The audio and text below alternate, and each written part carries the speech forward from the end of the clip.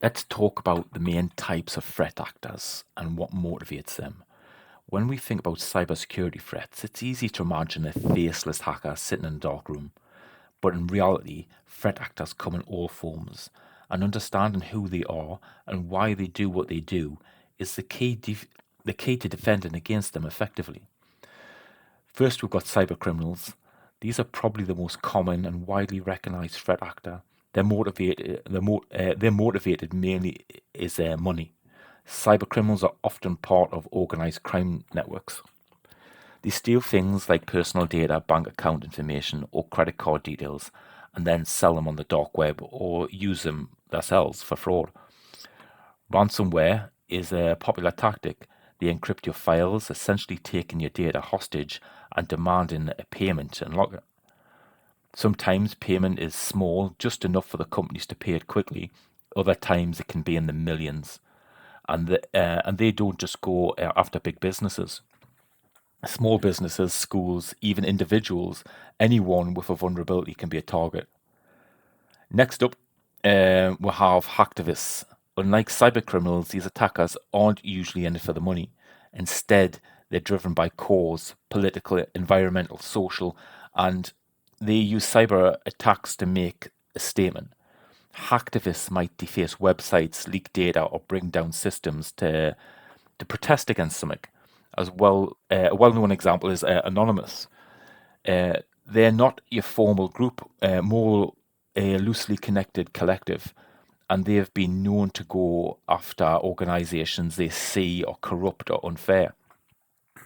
So, if you see a government website suddenly showing a protest message or going offline altogether after a controversial after some controversial news, chances are that it's the work of a hacktivist trying to draw attention to this issue.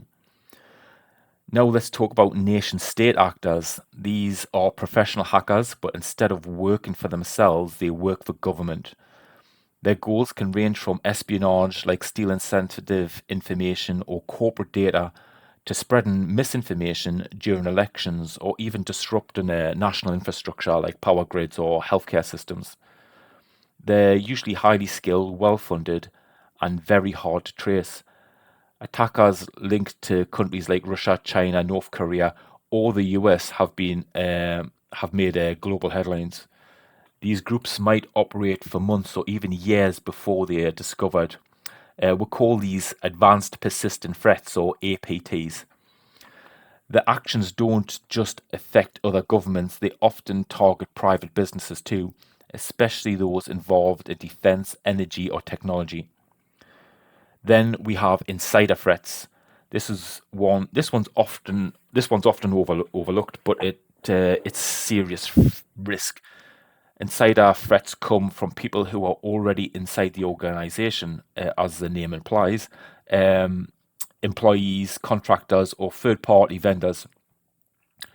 Sometimes their actions are malicious, for example, steals trade secrets or sabotaging systems, but more often it's simply accidental. Maybe sometimes someone clicks on a phishing link or sends sensitive file to the wrong person. These seemingly small mistakes can have huge consequences. This is why employee training, such as is such an important part of cybersecurity. The human factor can't be ignored. And finally, the cyber terrorist.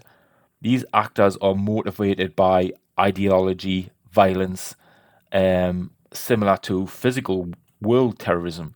Their goal is to spread fear, disruption uh, in society, and cause psychological, even physical harm. They often target essential services, things like hospitals, emergency response systems, or public transport. Imagine the chaos if a traffic light suddenly failed in a major city or a hospital's IT system went down during surgery. Well, thankfully, this is fairly rare. The threats is the threat's still taken fairly seriously by governments and security experts. Right. So why does this all matter? Well, when we understand who the threat actors are and what drives them, we can start to predict the behavior. This allows us to tailor our defenses, whether it's investing in a better firewall, monitoring suspicious insider activity, or staying aware of geopolitical risks. Cybersecurity isn't just about tools, it's about strategy, and the strategy starts by knowing your enemy.